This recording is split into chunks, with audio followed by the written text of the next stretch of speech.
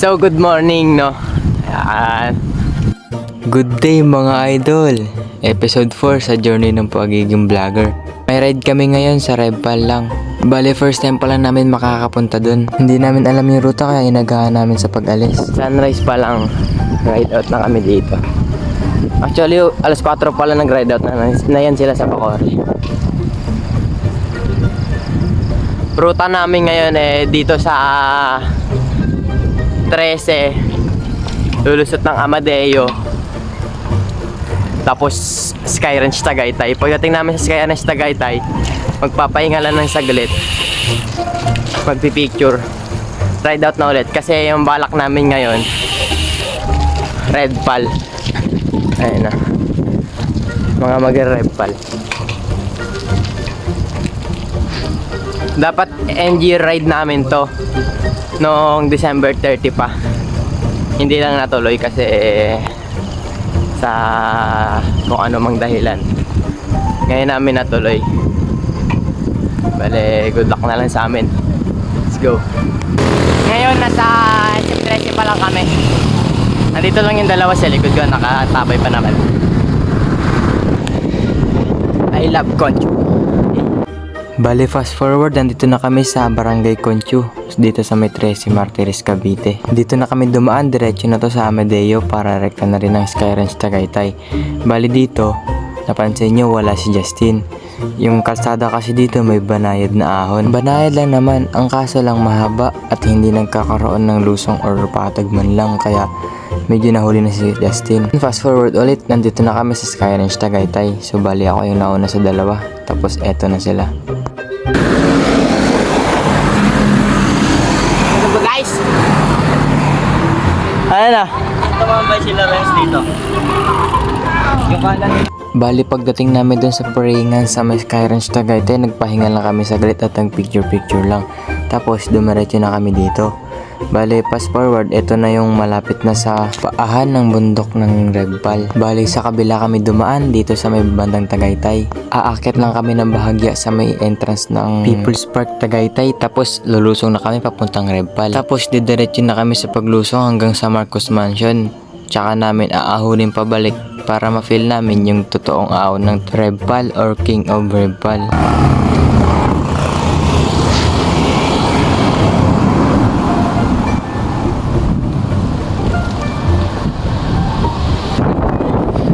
Ang lamig! Gilamig kayo, no? So ayun, fast forward, nandito kami sa Rebpal. Pagdating namin dito, naramdaman namin kaagad yung lamig. Bali sa taas lang kasi neto, People's Park na. Bali dun sa People's Park zero visibility na dahil sa hamog. Tapos yung lamig naman umabot dito sa may Rebpal. Bali pagdating namin dito, sinabit na namin yung mga bike namin para makapagpahinga, tapos nagpicture lang din kami.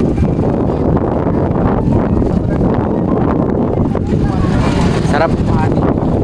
Sarap. Maririnig nyo rin sa video kung gaano kalakas yung hangin.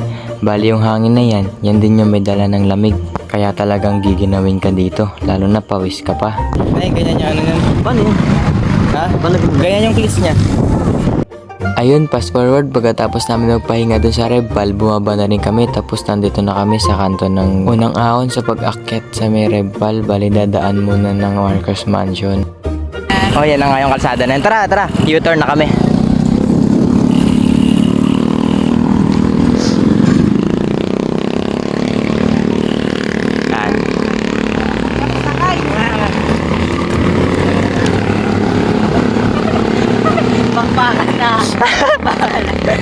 Simula ang ating kalbang na Natatawa ako sa inyo. Oy, akin.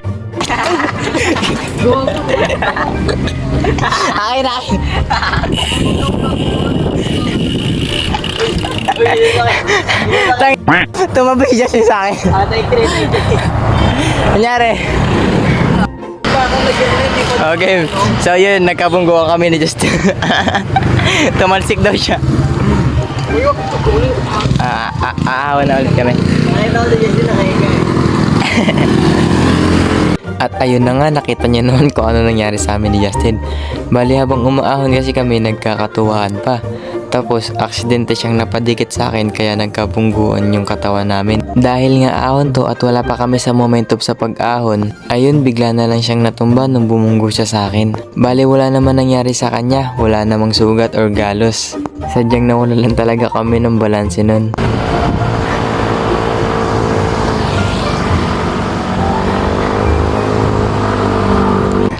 Hingalo, nakakit ko na.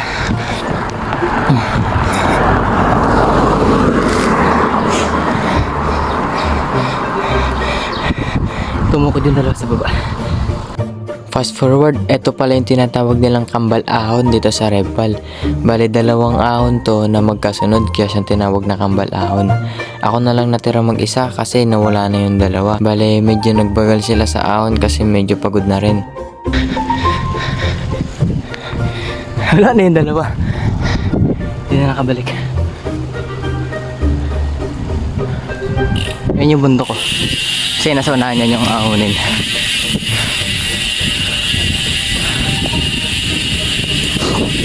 Ayun. Ayun.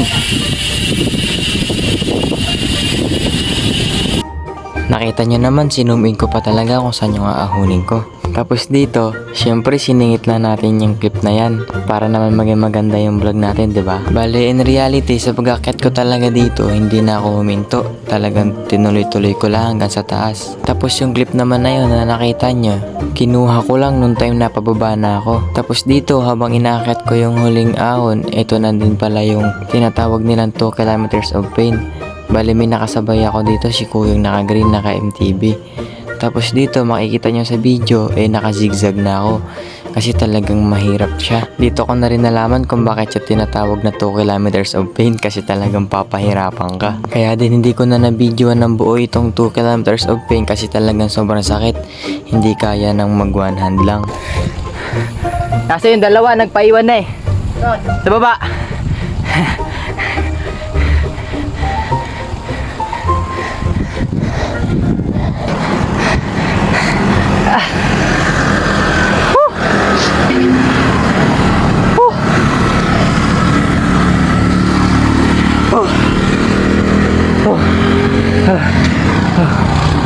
So yun dito, naakit ko na hanggang sa tuktok, hanggang sa sign ng KOR. Kung mapapansin nyo rin na wala akong kasama, yung dalawa kasi nagpaiwan na lang dun sa may Marcos Mansion.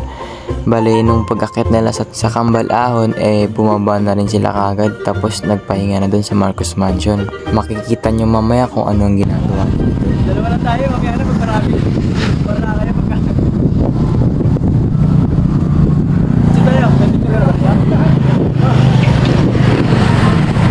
Dito daw kayo natin ang dalawa Ang tanong, nasa na kaya yun?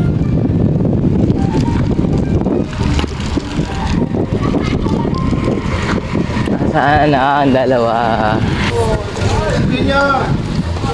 Ito yung dalawa natulog po. So yun, nakita nyo na kung anong ginagawa ng dalawa habang ako naghihirap dun sa pag-akyat. Si Justin nandito nakaupo, tapos ayun naman si Uno bulagta, tulog. Tanghali na rin kasi ng mga time na to kaya nakakaantok. Pero mawawala sana yung antok nila kung sumama sila sa akin. Nag-recover lang kami saglit sa Marcos Mansion. Pauwi na kami.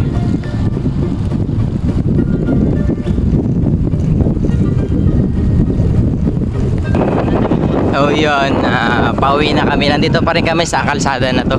Di ba kung anong kalsada to Basta yung papasok sa Marcos Twin Mansion. Bale, lobat na ako.